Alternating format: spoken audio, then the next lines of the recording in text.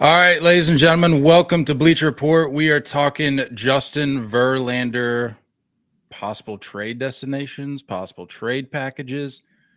I'm Kyle Corin. I'll be your host. I'm here with my co-host, Nate Reyes. We are hosts of the THREEOHTAKE podcast. You can find us on socials at THREEOHTAKE, THREEOHTAKE. We're talking baseball in there a couple times a week, but we're talking Justin Verlander right here, right now. I think a lot of people, Nate, are saying that Justin Verlander is not going anywhere. How do you feel about that take? That's what I was going to say. I think we should preface this by I am on that camp. I think I'm in that camp where I don't think he's going anywhere. That's just me. The big report that really is holding me back has been this vesting option for a possible 2025 year, right? And for those unaware, a vesting option is basically like a performance-based option for the player. So if he goes at least 140 innings next year in 2024, that club option will come into play. For those curious, he hasn't been under 140 innings since, if we're not counting 2020, right? He hasn't been under 140 innings since 2015 when he was a Tiger. So to me, it's like a lock, but that kicks in another 35 mil for 2025 at the age of 42. Like, that holds me up a little bit. So in my mind, I think the Mets would have to eat a lot of this, Well, as of not too long ago this morning, we have Andy Martino tweeting that Justin Verlander talks with multiple clubs picked up steam by the end of the day yesterday. Houston and at least one other team has made an offer, significant interest from at least 2 to 3 other clubs.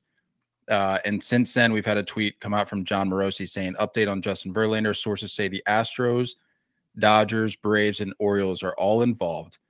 The same 4 clubs are engaged on other rotation options. There likely will come a point today when Verlander suitors pivot and find their pitching elsewhere.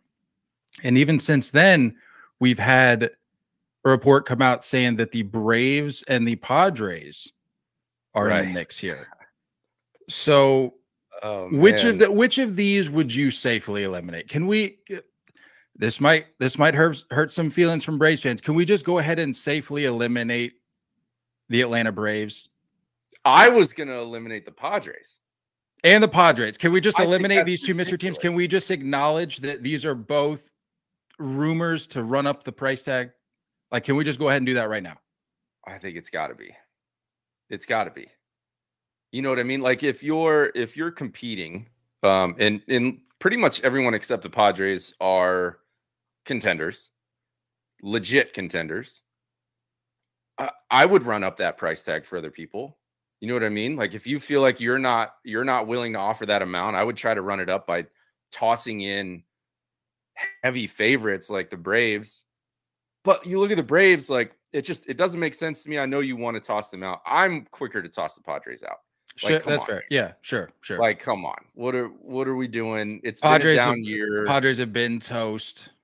It doesn't make sense to buy it, and like, even for next year, like, I don't know. It doesn't add up for me. But you look at the Braves, like, only one top 100 prospect in AJ Smith-Shawvers, and then I think it's almost like a trade deadline addition when you're getting Max Fried coming back possibly this weekend. They're talking about Kyle Wright coming back early September. Like, do the rich just continue to get richer? Like, I don't. Well, I'm looking at the chat here. Blitzberg 50 says the Braves would have a beast rotation, and that would be insane. Can't disagree there. Of the other contenders that we're looking at, the other teams that are rumored, which of these excites you the most? Excites me the most, or think that it's going to be the most? Let's dream a little bit. Which one excites you the most? Because I'll be honest, for me, the Orioles The prospect of the 100%. Orioles excites me the most. 100%. However, the disclaimer there is that they've already come out and said, the front office has already come out and stated that they are not going to make a big splash. They're going to play it low. They're going to try to upgrade here and there, presumably with pitching, because they need arms in that rotation. Right. But now all of a sudden they're in the mix. So, like, is it possible? Sure. Does it excite me? Absolutely. It always makes me curious, like, who leaks that information? Like, what if that's Mets camp? You know what I'm saying? Like, hey, the Orioles are in. Like, we've been talking to them. Orioles are like, no, we're not. I don't know. I've always wondered that. It's possible, but maybe the O's are looking around going, the buzz is at an all-time high. Maybe we kind of stepped on our own toes a little bit a week or two ago, stating that we weren't going to make too big of a splash. But if we're going to do this thing, let's do it right. And maybe they just go out and get JV. I mean, they have the farm. 8 in the top 100, I believe. Just a crazy number. I was looking up their payroll for next year, and because of like how young they are, majority of that roster is still under either pre-arb or arbitration. So you know that those deals are going to be fairly affordable. I would go ahead and assume either Adley or Gunnar is going to be getting a big extension. But I don't know, dude. It's the vesting option for me. Like that's what's holding me up. We're talking about basically committing 43 without the Mets pitching in, obviously. I think they will if the deal gets done. But we're talking 43 next year and then a possible 35 for 2025. It doesn't seem like the Orioles that's not what they're really trying to do. Not to me anyway. But I mean, they got names. Is there any way Jackson Holliday is touchable? If I'm the Orioles, I've got Jackson Holliday. We talked about this the other day. He was up at AA for maybe 19, 20 ABs, and he's already getting intentionally walked at that level. Yeah. If you've got a guy, like, forget the numbers, forget the analysis, forget the projections. If you've got a kid like that, instilling that sort of fear at that level, maybe we forego including him in a package for a 40-year-old pitcher. Yeah, even though it's Justin Verlander. I would agree. As fun as it would be to have a Hall of Famer, I can't imagine it. And like that, I'm gonna go ahead and assume is going to be their middle infield for the next decade between Jackson Holliday and Gunnar up the middle. So and if you're the Orioles, you don't need to push the envelope here. You're not a team that has a window that's closing anytime soon. Like, we've already seen it. Some reports have come out and said maybe the O's are still, believe it or not, ahead of schedule. So that's good news if you're the Orioles. There's no need to rush it, no need to overpay. You could if you wanted to, because of how many top 100 prospects you have. You've got that depth. You've got options to work with. You got some guys that you can move around, some major league ready players that you could include if you wanted to. But what you touched on with the prospects, like when you look at the top 100 that they have, outside of Jackson Holliday in AA, freshly in AA, and obviously most recently drafted, they have the Samuel Basallo, the catcher, Basayo, in high A. The rest of these guys are big league ready. You know what I mean? Like, the Mets would be getting guys that are ready to go, and that's where I'm trying to figure out where the Mets, what are they looking for? What are they looking to do? Because we saw them go crazy in the last offseason with free agents. Do they plan on doing that same style while also trying to bolster up their farm? Do you want guys that are immediately ready, or do you want maybe some of the lower end guys that are still 2-3 years out? It's hard to tell. It's just, I feel like the Orioles are only in this conversation because they have the ability to do it. They have the payroll flexibility. They have the farm.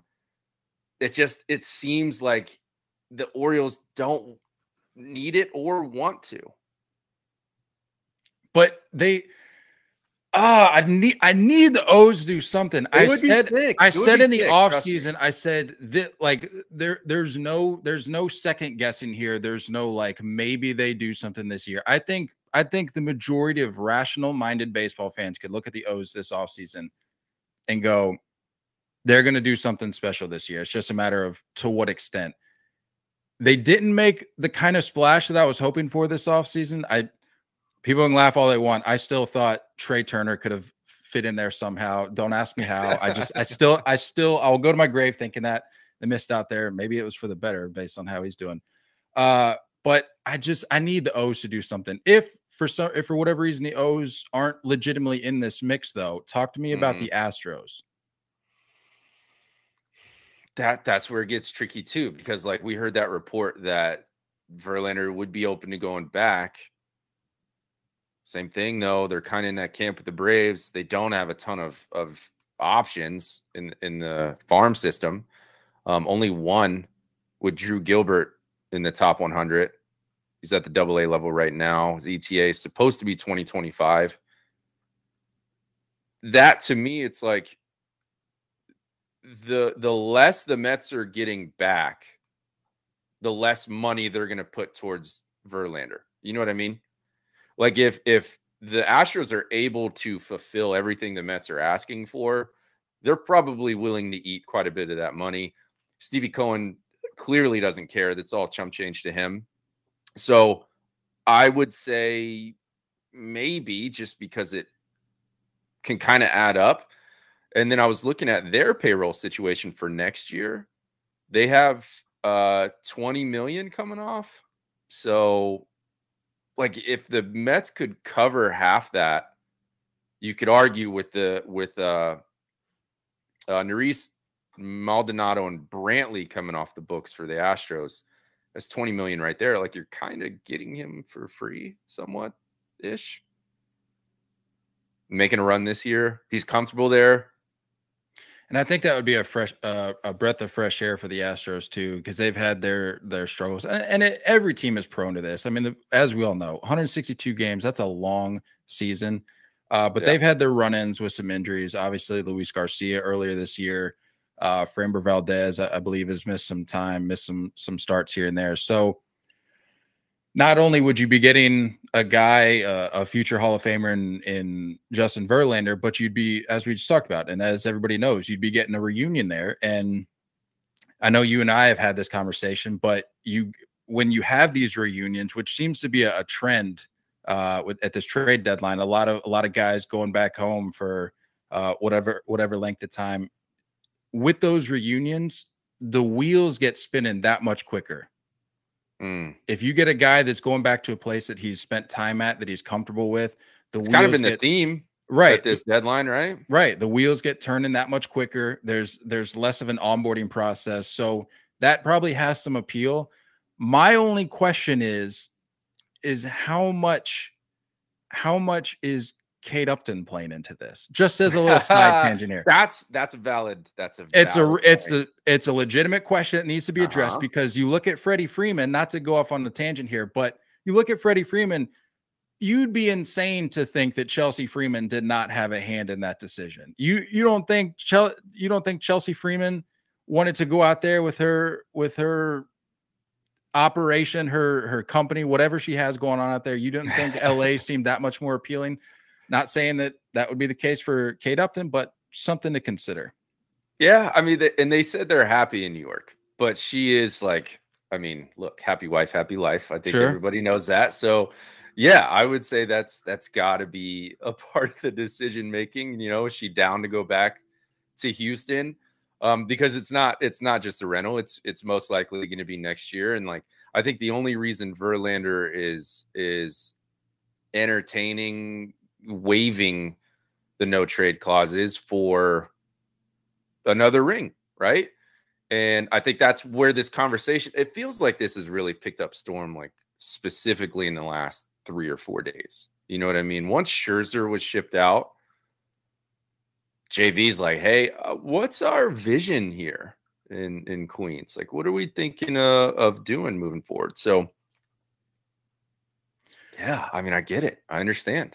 Well, looking here in the chat, I see a question from Umit Skrista. Forgive me if I'm mispronouncing that. It says, do you think the Mets are looking to add young prospects? This, to me, opens up the question or begs the question, were the Mets serious? Was Billy Epler serious when he came out and said that this isn't a rebuild?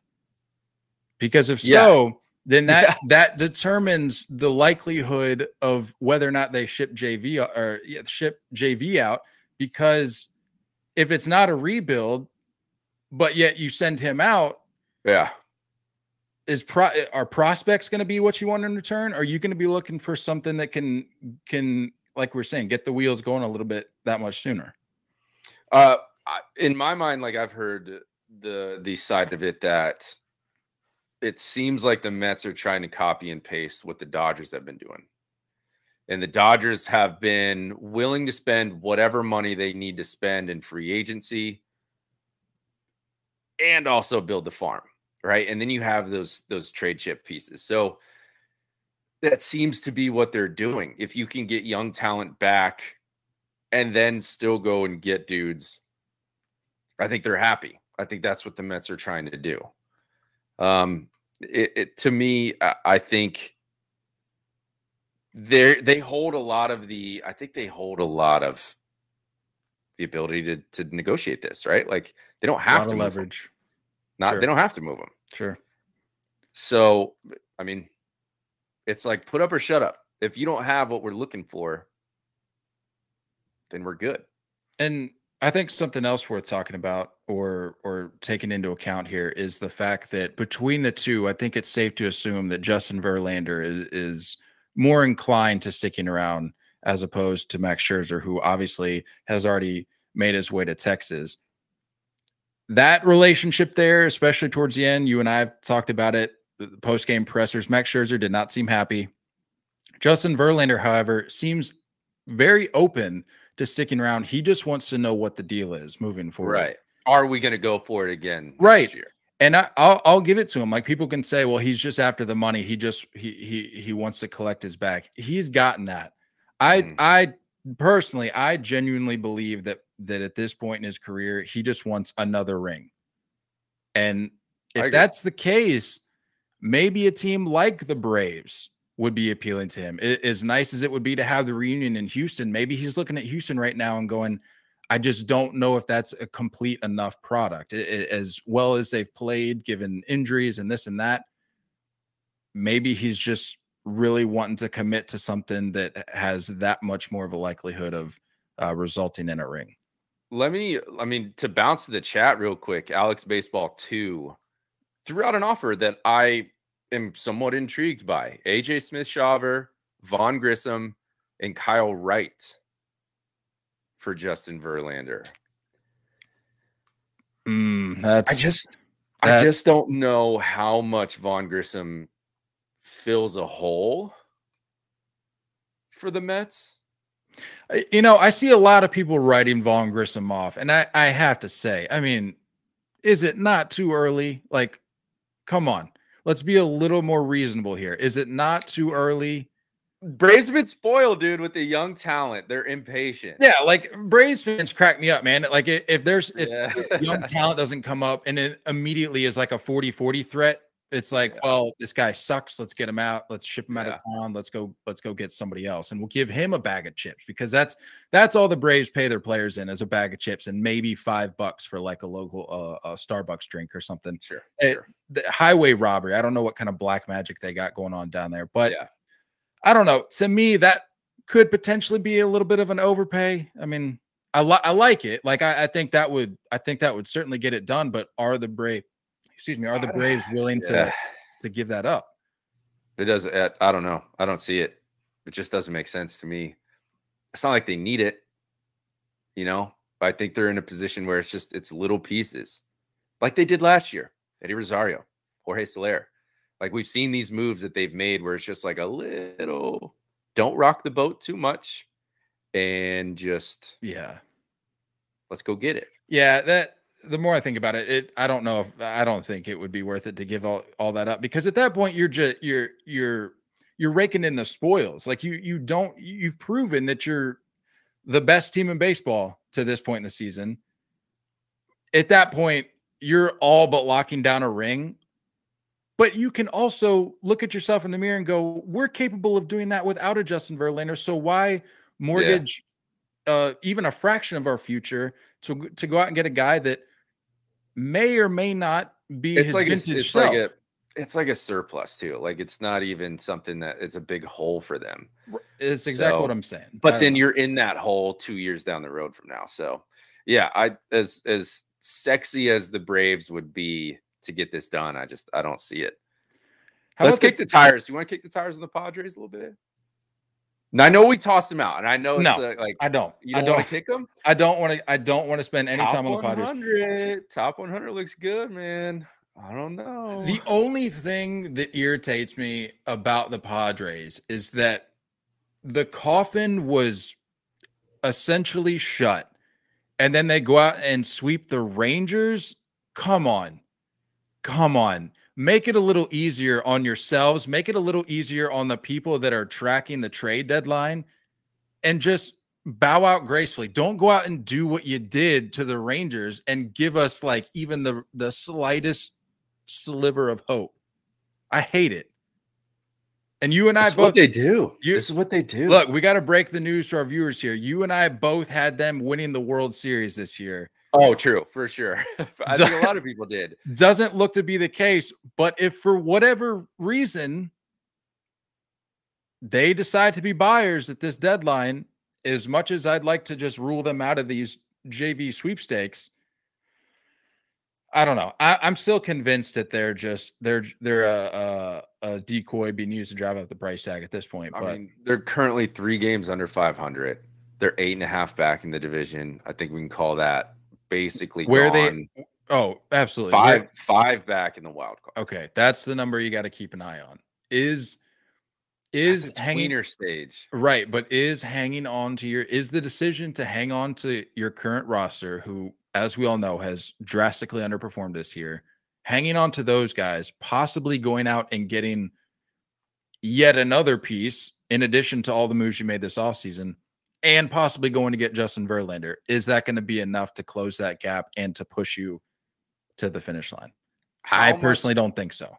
How much of this is like we saw what the Angels are doing, and I know the Angels are in better shape, but how much of this is like, let's prove to Soto that we can go get dudes whenever we want kind of thing? Like a proof that, hey, we'd love to re-sign him. Help me out here. I can't recall. Have they officially stated that they're bowing out gracefully from the Shohei sweepstakes in the offseason? Because that, for a lot of these teams, that's something that I'm keeping in my mind. I feel like it's like a bluff to get the Dodgers to spend as much as possible. That's probably what we'll see. It'll be like a low ball offer, and then it's going to be something to push the Dodgers up. Yeah, I can't see that. I just can't see. I think the Padres should sell. I don't know. Oh, absolutely. I don't know why we're even having this conversation. I don't even know why this report is coming in the 5.5 hours before the deadline. And what did I say when you asked me, do you want to talk about the Padres? Look at how this segment wrapped up. You say, I think they should sell. I know they're done. So I agree. Let's move on. Let's got a lot of young talent. Let's look at the Dodgers. Talk about having a lot of young talent. 8 top 100 prospects. Goodness. Look, right off the top for me, I think the question that needs serious addressing, because as much as people don't want to talk about it, these things are starting to play more into decisions, I believe. And what I'm referring to is how they're received by the fan base.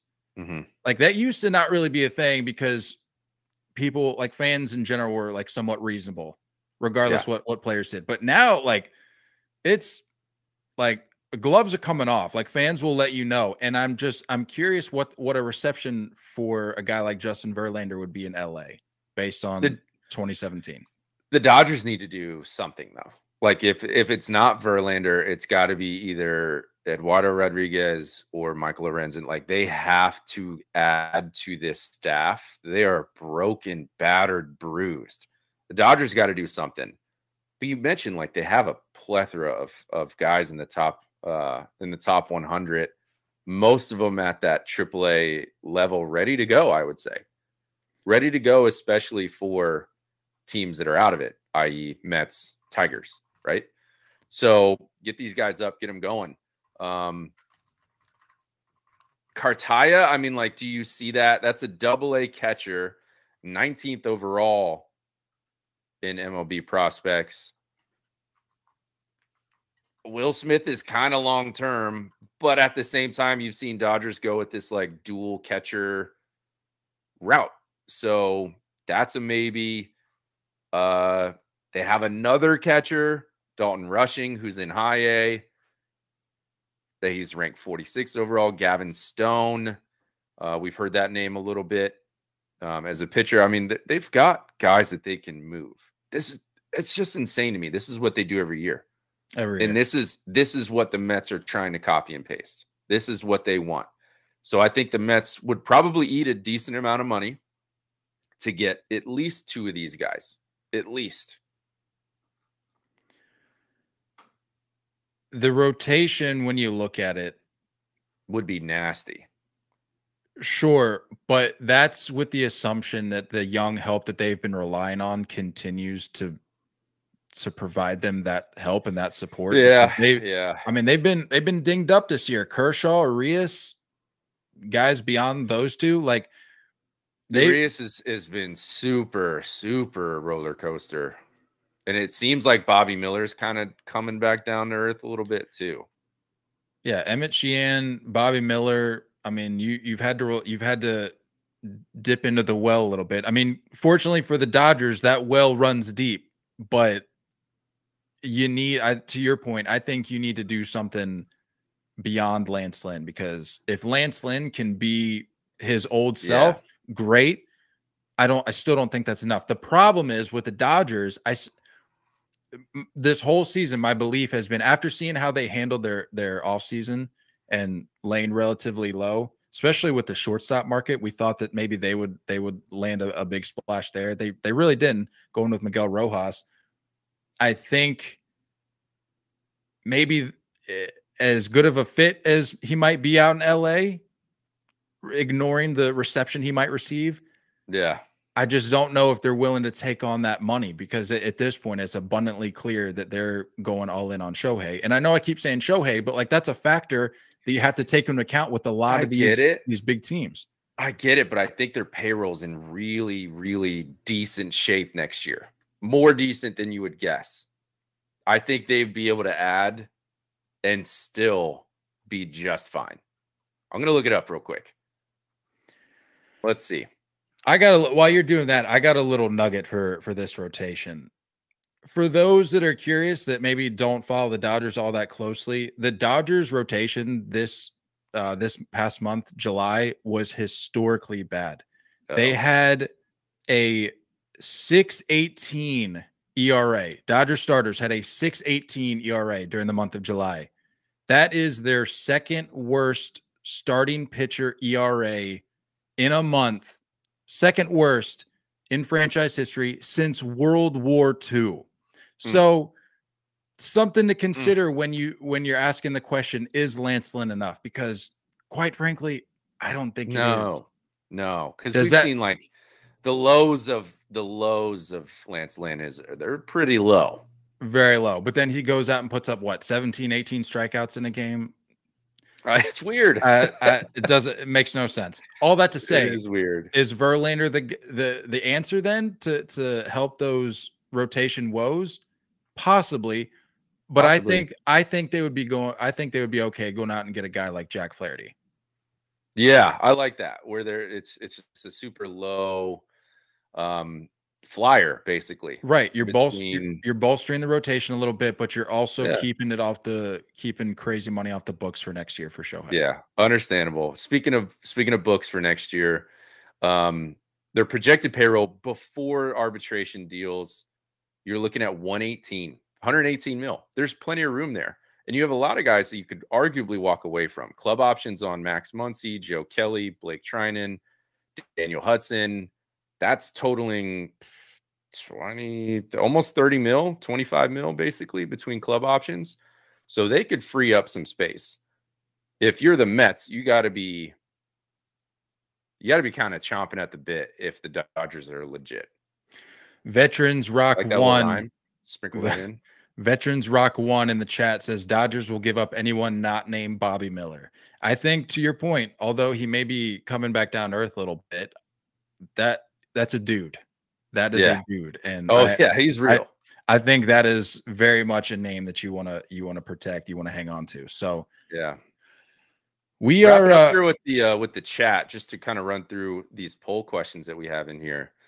One of the questions, if you want to quickly get to voting here, one of the questions, are the Padres just being used to drive up the price tag for Justin Verlander? 84% saying yes. The chat. You guys know what's up. You know what's up.